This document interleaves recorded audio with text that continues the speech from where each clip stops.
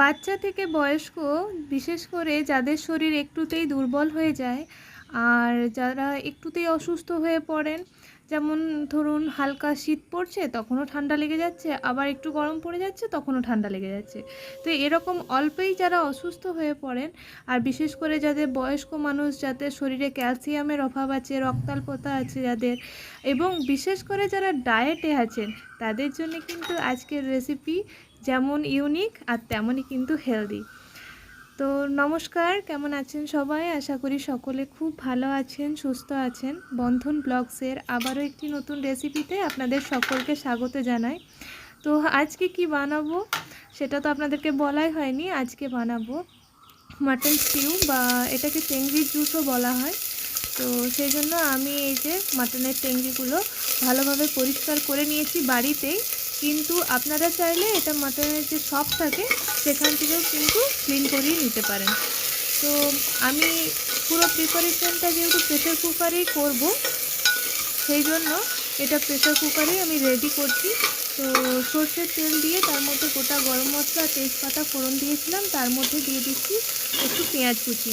তো পেঁয়াজ কুচিটা একটু ভালোভাবে ভেজে নিয়ে একটু আদা আর রসুন যেটা গ্রেট করে রেখেছি সেটা এর মধ্যে দিয়ে দেবো। তো আদা রসুনটা দিয়ে মিডিয়াম টু লো ফ্লেমে একটু ভেজে নিতে হবে। আর যতক্ষণ না আদা রসুনের একটা কাঁচা গন্ধ আছে সেটা চলে যাচ্ছে ততক্ষণ পর্যন্ত এটা ভেজে নেব। তো আমি এটা ভেজে নিতে থাকি, আর আপনাদেরকে সেই কথাটা আরেকবার মনে করিয়ে দিই যে ভিডিওটি ভালো লেগে থাকলে লাইক, কমেন্ট এবং শেয়ার করতে ভুলবেন না। আর চ্যানেলে যদি নতুন হয়ে থাকেন তো অবশ্যই চ্যানেলটি সাবস্ক্রাইব করে পাশের বেল বাটনটি প্রেস করে দেবেন, যাতে পরের ভিডিও নোটিফিকেশান আপনাদের কাছে সহজেই পৌঁছে যায়। তো প্রেসার কুকারে করলে এর খাদ্যগুণ যেমন বজায় থাকবে, তেমনি প্রেসার কুকারে না রান্না করলে এটা কিন্তু হতে অনেকক্ষণ সময় লাগে। সেই জন্য এটা প্রেসার কুকারে আমি করে নেব, যাতে এটা ভালোভাবে সেদ্ধ হয় আর এর যে পুরো গুণটা আছে সেটা খাবারের মধ্যে যেন বজায় থাকে। এই যে আমি এবারে ওই মাটনের টেংরিগুলো এর মধ্যে দিয়ে দিচ্ছি এবং একটু নেড়ে চেড়ে এর মধ্যে একে একে আমি মশলাগুলো দিতে থাকবো। তো এইভাবে নেড়েচেড়ে ভালোভাবে পেঁয়াজ রসুনের সঙ্গে টেংরিগুলো একটু কষিয়ে নিলাম। আর এতে কিন্তু আমি একেবারেই আলু দেব না, দেব সবজির মধ্যে পেঁপে আর গাজর, যা আমাদের শরীরের জন্য খুবই উপকারী। আর এটা আমাদের এতটাই হেলদি যে বাচ্চা থেকে বড় এবং যে কোনো বয়সের কেউ, এবং বলতে গেলে আমরা যে কেউ এই রেসিপিটা কিন্তু ট্রাই করতে পারি।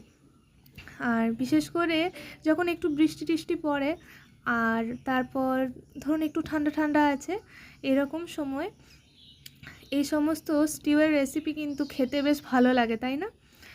তো এই টেংরিটার মধ্যে আমি একে একে হলুদ গুঁড়ো, নুন আর অল্প পরিমাণ গোলমরিচের গুঁড়ো আর বেশ কিছু কাঁচা লঙ্কা গোটাই দিয়েছি।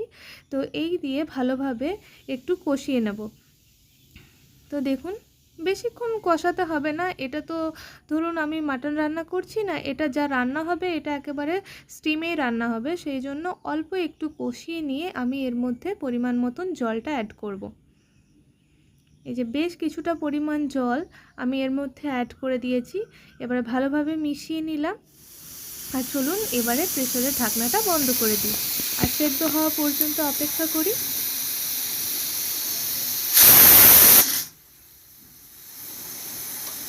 প্রায় 10 থেকে 12টা সিটি কিন্তু আমি দিয়েছি। তো তারপর আরেকবার ভাপটা যখন পুরো স্টিমটা ছেড়ে যাবে প্রেসারে, তখন কিন্তু একবার দেখে নেবেন যে এটা সেদ্ধ হয়েছে নাকি, নইলে কিন্তু আরও 3-4টে সিটি দিয়ে দেবেন। তো আমার 10টা সিটিতে কিন্তু এটা হয়ে গেছে। তো চলুন এটাকে গরম গরম সার্ভ করি। আর সার্ভ করার সময় কিন্তু ওপর থেকে একটু গোলমরিচ গুঁড়ো ছড়িয়ে দিতেই পারেন, তার সঙ্গে একটু বিট নুনও অ্যাড করতে পারেন। তো আমি এখানে পাওভাজির যে বানগুলো আছে সেগুলো বাটার দিয়ে সেঁকে নিয়েছিলাম। আর যেহেতু আমরা রাত্রে ডিনারে এটা খাচ্ছি, সেই জন্য এই বান দিয়েই খাচ্ছি। আপনারা রুটি দিয়েও খেতে পারেন, আবার কেউ চাইলে কিন্তু এটা ভাতের সাথেও অ্যাড করতে পারেন। তো আজকে রেসিপি আপনাদের কেমন লাগলো জানাতে কিন্তু ভুলবেন না। আর ভালো লাগলে লাইক